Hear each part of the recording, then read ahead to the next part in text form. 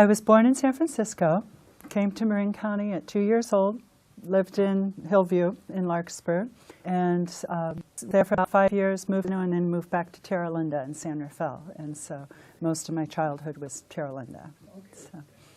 And what did your dad do? Well, he sold insurance, Okay. M.F. O'Brien and Company, San Francisco. I'm like a fifth generation San Franciscan. So, yeah. Very good, very good. So you raised out in Terra Linda. Yeah. And what about your schools? What schools did you go to graduate? I went to Catholic school, in grammar school, and then Terra Linda High School. In my senior year of high school, I went to an experimental school in Spain, just north of Barcelona. So I got my Spanish there. And that was really a nice experience. And after graduating from high school, you College I'm in. Got my degree in early childhood education, and didn't make much money at that. They don't really pay very well. So then I ended up working at San Quentin. So from College of Marin, Yeah. you get your AS degree. Yeah. And then you take a job at San Quentin. Yeah, I took a And clerical the job job. at San Quentin was what kind? Well, it was a clerical job. I mostly wanted the health benefits for my kids at that point. And while I was there in the clerical job, I was given, they have the houses on grounds of the institution. They have 86 houses that are the warden's discretion who lives there. So because I lived there, I was approached by someone in the fire service to just do their sleepover program. And that's how I got introduced to the San Quentin Fire Department, was because of that sleepover program. And that was before they had paid staff or full-time staff, you know, the 24-hour shift. They did have paid staff, but it was only 2. So at the time they asked you to come to the fire department, was there a fire chief assigned to the station, or was it the captain on duty? It was Chief Freeze, worked day shift, and then there was one fire officer, Chuck Rose, who also just worked day shift, and then they had the people like me with minimal training working the night shift. And so that's how I was introduced. But because I had the house at San Quentin, I needed to continue my career at San Quentin. So when I was introduced to that, I pursued that. How many children do you have? I have 3. And they, well, now Shane's 33, Sheila's 31, and my Teresa's 19. So. And your husband does what? He's a stationary engineer at Kaiser. Okay. So. Did he also work at San Quentin? He did. I met him there. He was a casual laborer through the union, electrician, and actually he worked at San Quentin as an electrician, where they worked him in all the trades, is how he was able to go back to Kaiser and promote as a stationary engineer, because he had all the trades experience.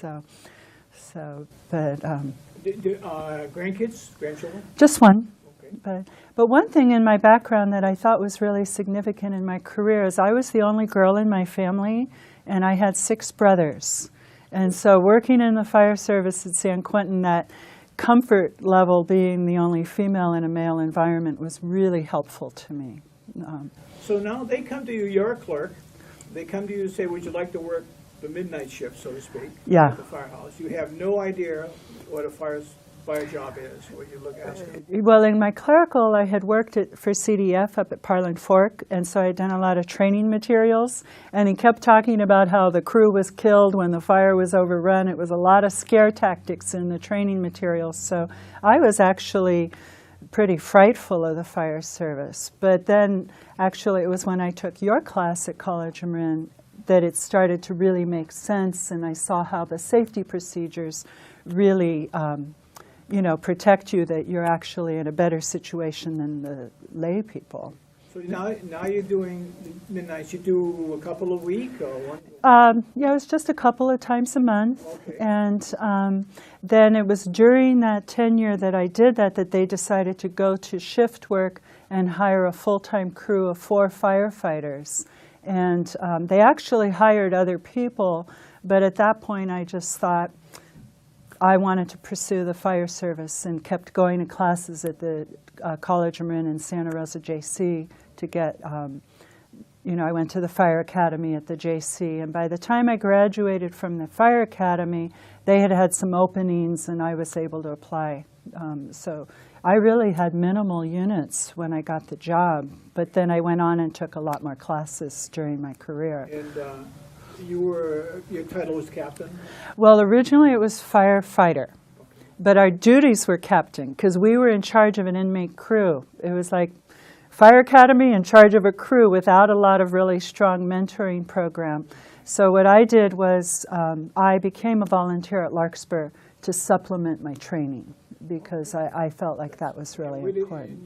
You were living on the base? On the base. Yeah, I lived at San Quentin for 9 years. Do you remember your first shift as a captain, the 24-hour shift? Yep, we had a vehicle fire on the Richmond Bridge. And fortunately, I was on duty with a fire officer that was like second, third generation firefighter. He was a volunteer chief down in Valley Springs. So he was in charge of the call, but I was getting out directing traffic, and there was the warden right there in the first vehicle. So it was, kind of nice to run into him.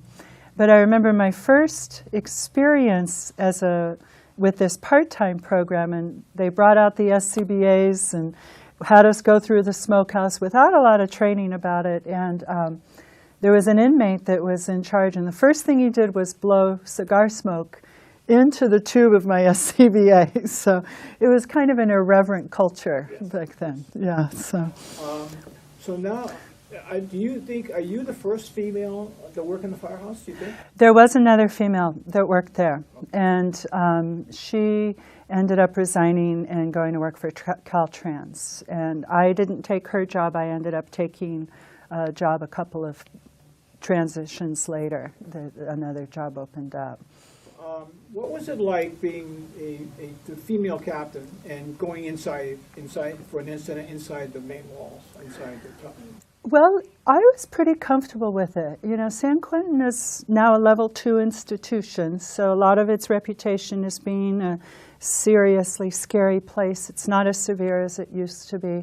I had a good rapport with my inmates, and so I felt confident with them. And then the fire service was always considered the good guys by the inmates. We were there on medical calls, and we were there doing prevention, and the firehouse at San Quentin had a reputation that the inmates wanted to do their time there if they could. So there was pretty much a positive attitude towards us versus what their attitude would have been towards correctional officers that was more disciplinary. So when you were inside, you were pretty much protected by the crew? Yeah. They did take care of me, yeah. And I was in charge of recruiting the inmates who got to come to the firehouse. Yeah, I was very interested. It's my understanding that if there's an opening in the firehouse or someone's scheduled for parole, an inmate just has to write a letter to the chief that he's interested in becoming a fireman. Yeah. Explain how that would work. Well, they would write a letter, and then I would go interview them. And, they talk about women's intuition. I did feel like my instincts were good on who was appropriate or not. And I also would bring other inmates with me. I'd try to bring a multiracial group of inmates so that all the inmates would see that didn't matter what race you were welcome at the firehouse. And so while I was interviewing the inmate who had written us the letter, they would walk the tier and tell other inmates in their cells about the firehouse and encourage them to also write letters. Because getting a crew was kind of our major job duty. We would be lucky to have a guy for 3 years, and by the time you got them well trained, they were paroling. Okay, so now you interview him. Yeah. You say, I think this is a candidate we should look at. Yeah. What would be the next steps? Who else in the system would now? Well, then the fire chief would let the, they have their committees. The classification committee that would be the counselors and the correctional staff would determine their housing and custody criteria, and then they would formally assign them to the firehouse. But I would usually, before I'd interview them, I'd go read their case file and check their background for, red flags for me that I would be looking for. Do you recall there's like 6 things they could not be, if they're in prison for, they could not come to the firehouse? Well, around 6. If they were in for these, like murder, Yeah. sexual assault, there's like six. Well, any kind of sexual assault would immediately disqualify them. But the whole institution is on a point system based on the severity of their crime, the way they do their time as far as if they're a well-behaved inmate, and also the amount of time they have to serve. So the point system would already determine pretty much your 6 criteria who would be eligible or not, because they were definitely minimum security. So when they wrote the letter, did they have to tell someone they're writing the letter, or just write the letter and send it? No, they would just send it to the fire chief, and then he'd give it to me, and then I'd do my research and go interview him. Now, the interesting part is all of a sudden, now you got a complete rookie, I mean, a person technically right off the street, that's now assigned to the fire station. Yeah, well, not always a complete rookie because of the camp program. Oh. That they may, we'd always be looking for that they, had the CDF experience through the camp program. And then there was Jamestown had a really good training program for their fire crews. So if they had done time at Jamestown, we wanted them. So there, not always. A lot of times they would be rookies, but we were always looking for the ones that had that experience. And I guess you would like to have them with some 2 or 3 years left before they go on parole, right? If we could, yes. Yeah, and they actually relaxed that towards the end of my career, was up to 5 years we could have them if they met the security requiremements. So now the person's son shows up. He's now going to work in the firehouse. He's immediately assigned to senior fire. How's the training going now? How's that accelerated training? Well, we had 4 engines and an ambulance, and we would go through pretty much the fire academy as much as possible, like the Santa Rosa JC Fire Academy. And because I had started as a rookie, not knowing anything about the fire service, I really knew what they were going through, that it made me a good training officer because I could explain to them in kind of layman's terms what we were teaching, whereas sometimes the guys with more experience, it was hard for them to dumb it down for the rookies. So I was really big on training with them. And, we would have, like in the morning, we would have hands-on physical training. We had a couple of sites in the institution where we could do that. And then in the afternoon, we would do our maintenance programs and things like that. It was my understanding that every structure on the prison has to be inspected every year. Yes. Even the residences. Yeah. Well, and especially just checking the smoke detectors and we had fire extinguishers. We had over 2,000 fire extinguishers throughout the institution that were checked. We would rebuild them, and then we checked them monthly. So that was a big job. Wow. Yeah. And that would be done by the inmate firemen. Yeah, well, it would change depending upon who was running the institution. They would kind of have these waves of being more lenient, and then they'd get more conservative, and it would change over time what they would allow the inmates to do. I usually like to escort them. From a tactical standpoint, structural firefighting tactical standpoint, it's my understanding like the woodworking factory is like 150,000 square feet. Made furniture. Yeah. And I assume they still do. Yeah, well, I retired in 2003, but they were doing it when I was still there. That's a pretty large potential. Yes. And we had, every night, we had to do a walkthrough of the furniture factory, a fire walkthrough. That was when I was just the part-time firefighter before I had all my training. That was the main thing we did, was the furniture factory check. And every evening. And then it was also sprinkled, and the fire safety training there was really. You remember what the fire system was like? They have an elevated above-ground tank up on the hill, a couple million gallons. Well, they do have the tank up on the hill. I'm trying to remember because it's been quite a few years. Yeah. But the sprinkler system in the furniture factory was, it was the current state of the art when they installed it. They really, spent good money on that. Now they have a 5-story state-of-the-art hospital. Yeah, since I was there. I was pretty impressed with that. I'd seen it from a distance, hadn't been inside the wall. So, do you know the history of the jute mill, the famous? No, that was before my time. Yeah, Yeah, that's sorry. great. I mean, that was the turn.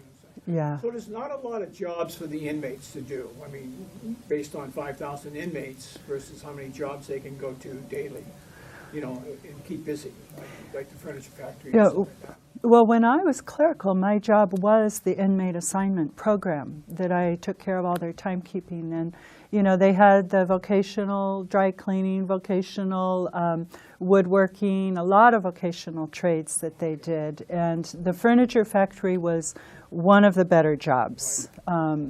Because they got paid like $1 an hour. They liked that. Yeah. That's good money. Yeah, it was. Which, all expenses paid. And then the dining halls, there was a lot of cooks and things that they... If you recall, talking to the fire chief, I asked him about what's his worst nightmare, and he says a riot during chow. If there was a riot during, because Yeah, that's the scariest part. yeah. Chow. Because you have a lot of inmate movement in the chow hall. But they do have the gun rails in the chow hall. Yeah, and again, that classification process, you're not moving inmates inappropriately. But it's just interesting because we do have death row at San Quentin, and then there's kind of the egregious inmates that, the adjustment center, which are the violent death row inmates. And we could actually, my crew could respond to the adjustment center, which... Are there any places in the prison you couldn't go? Without maybe, We had to kind of convince staff, you have shift work, and so even though we would have, say, the warden's permission, the on-duty lieutenant may not realize that we had permission. And so in the middle of an emergency, that's not a good time to have to convince him. So I would always travel with my letter from the warden saying that we were allowed to enter an area, because that could come up, Right, and of course, the prison system has a no hostage policy. policy. Yeah. Concern you at all? Well, it did when I was new. When I first interviewed way back for my first clerical job and they said about the no hostage policy, I figured I would turn down the job, but then I decided with the benefits and things to take it. But even though they have that no hostage policy, they're going to respond and take care of you. It's just that they don't want there to be an incentive for an inmate to take custody of a staff person, that it actually protects the staff to have that no hostage policy. So when you were working there, who was your fire chief? We had at least 6 fire chiefs during the first 8 years when I was there. I started with Don Rowland and then Sam Williams. We had Bob Means. I remember having trouble with the names. Keith Holman had been the hazmat coordinator. The fire chief job was such a big job. It was very hard for the guys to really get their feet on the ground and really do well. And then finally, in the end, we had Harry Ward was there for 5 years. And then when I retired, I guess Troy had been there for quite a few years too. But There was a combination son-father. Freeze. Freeze. Yeah. So, Well, Freeze died in '88. So I was a part-timer in '87, and then I became a full-time firefighter in '90. So he had already passed on, and Don Rowland was the fire chief that hired me. tell the story about Chief Freeze, where he now. Oh, that he's buried up on the hill.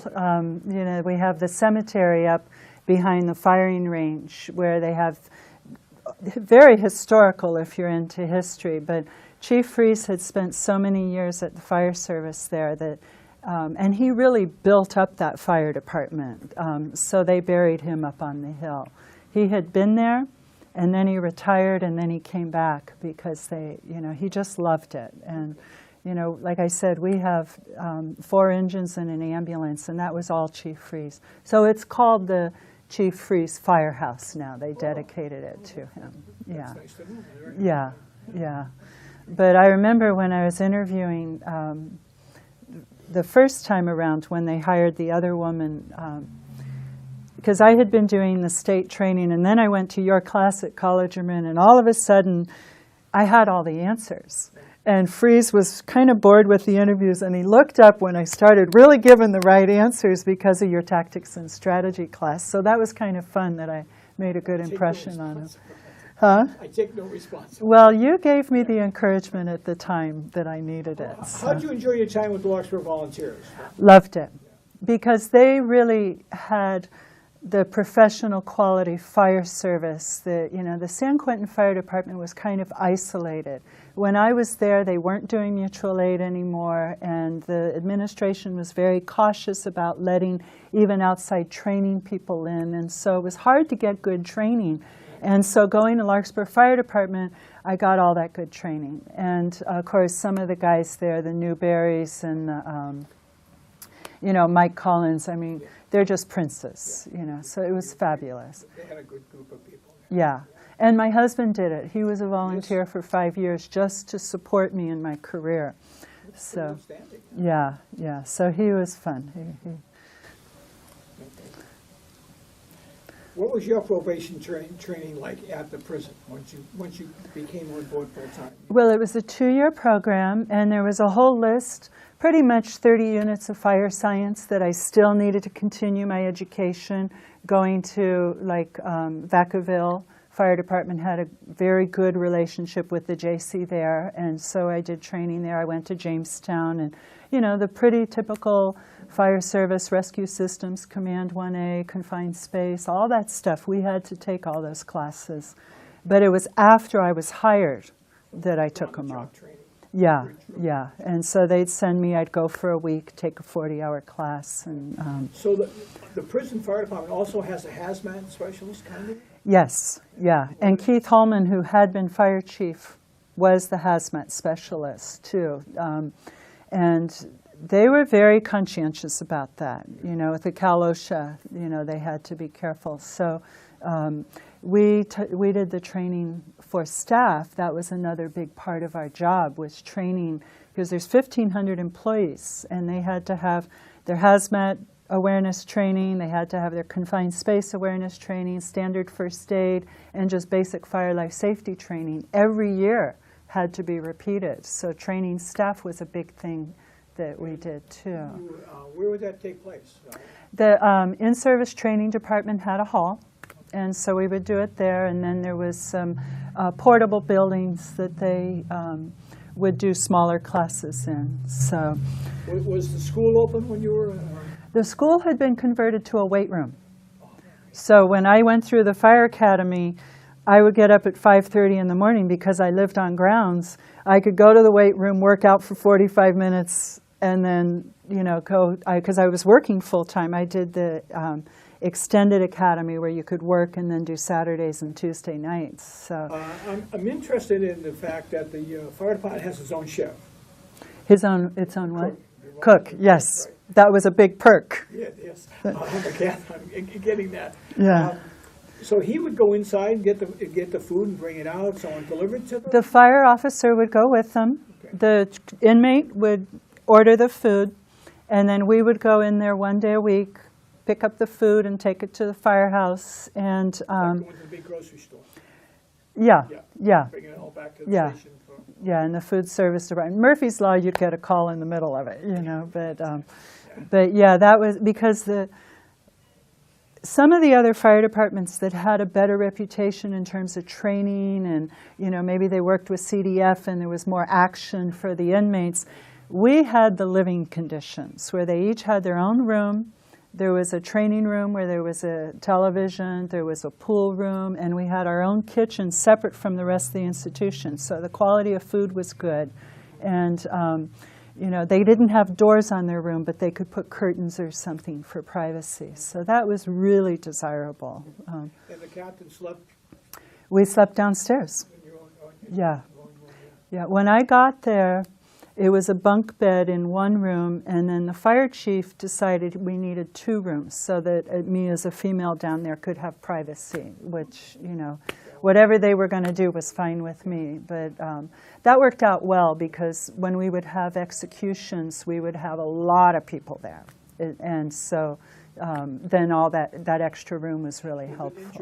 During an execution, the fire service went on high alert? Or? Yeah, we were on standby, and they would have the sheriff department down in the H-unit parking lot. There would be a whole fleet of security personnel. And then as it became more normal, it diminished as it went on. But that was a big thing. Very stressful, I imagine. Yeah. Continuation. Yeah. Tell us about some of the incidents that you went inside the walls on.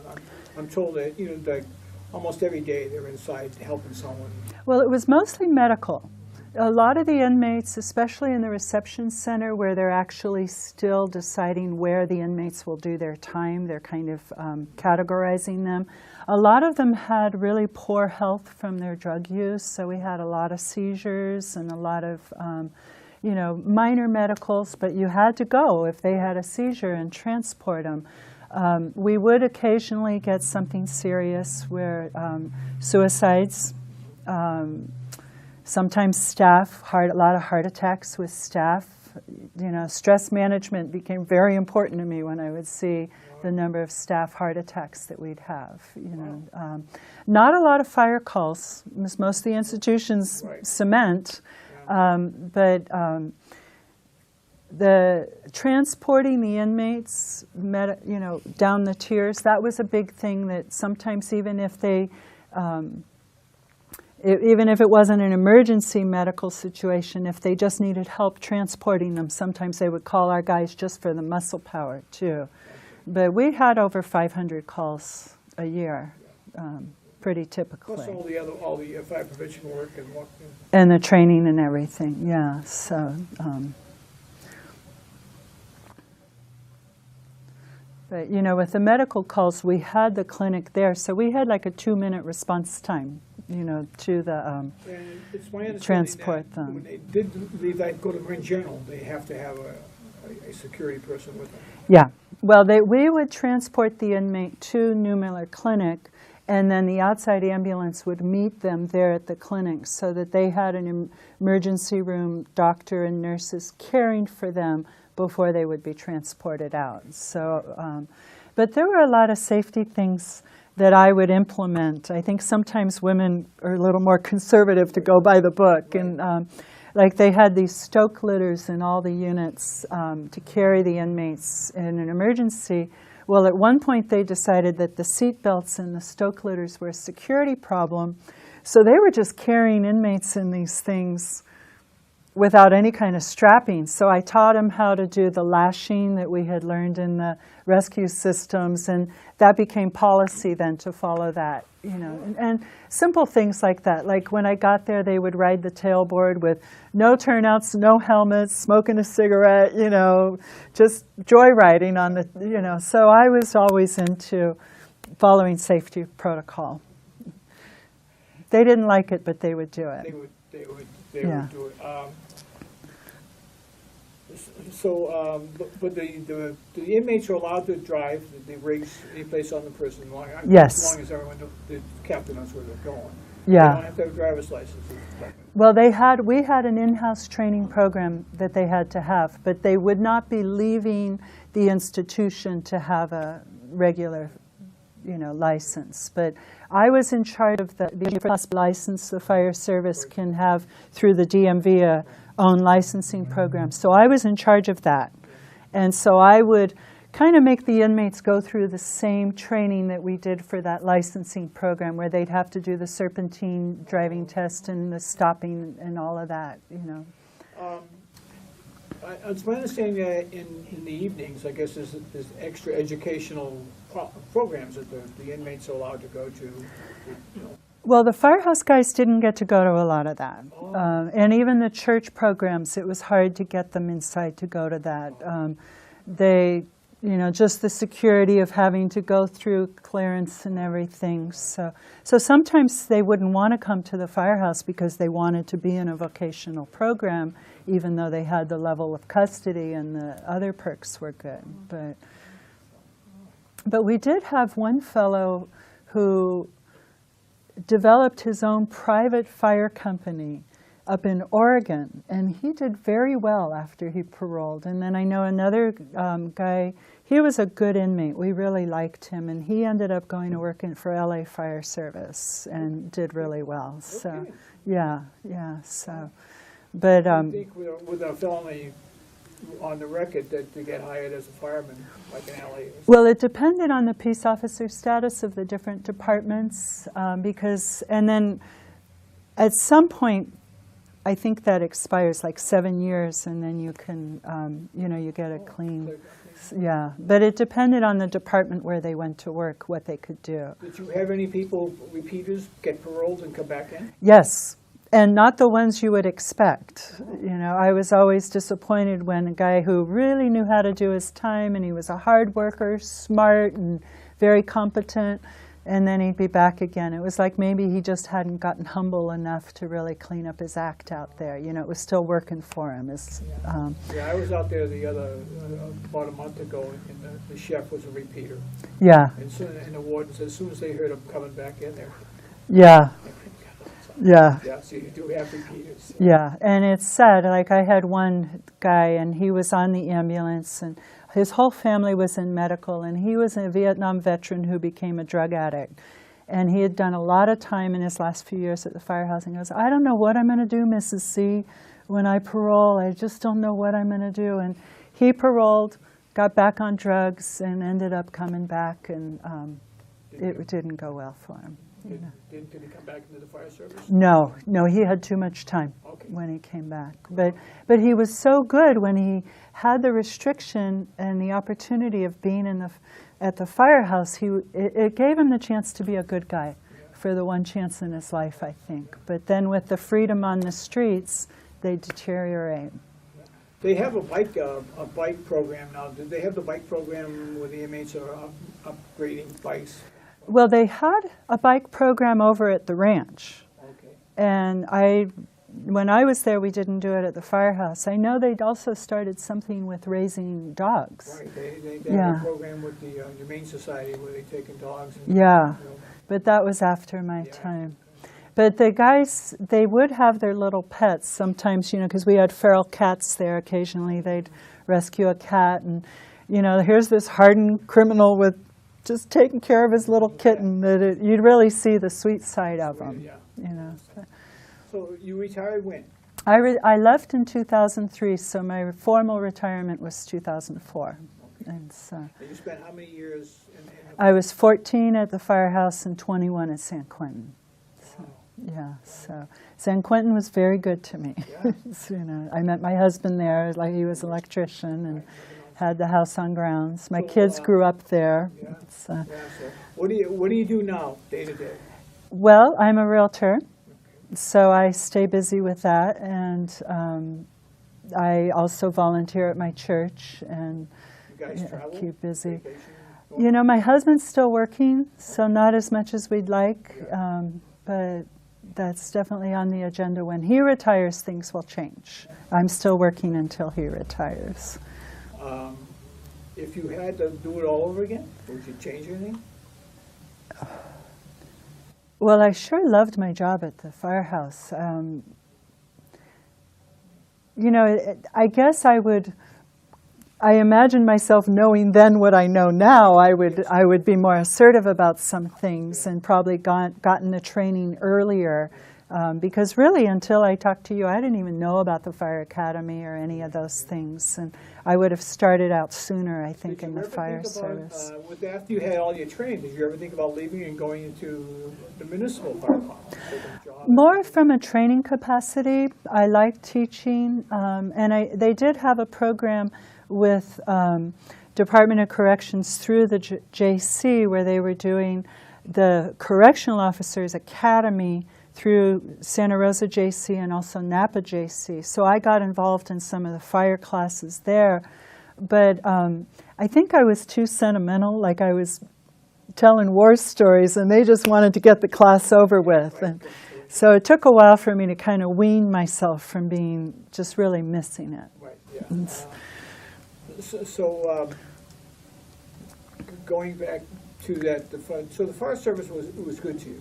Yes, absolutely. Yeah, and I think I was good for it. I think I presented a different flavor as a woman. I always tried to be, what would my role as a woman be in that department, rather than just trying to be one of the guys. So, but I was so big on training because of that.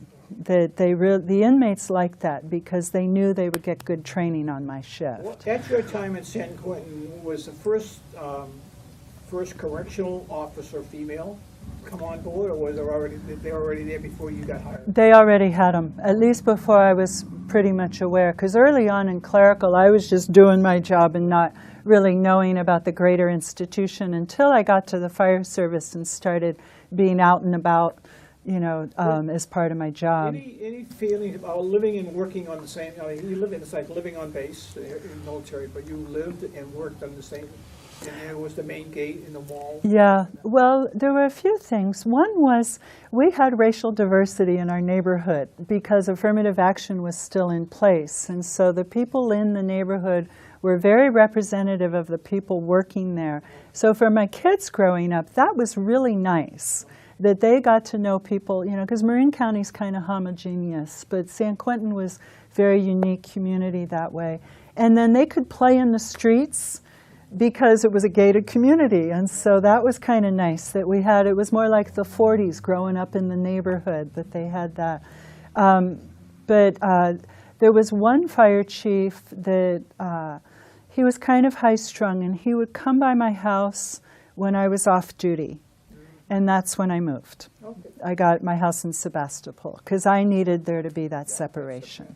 Yeah, but Looking back when you have conversation with your kids, do they look back with fondness on their living on the?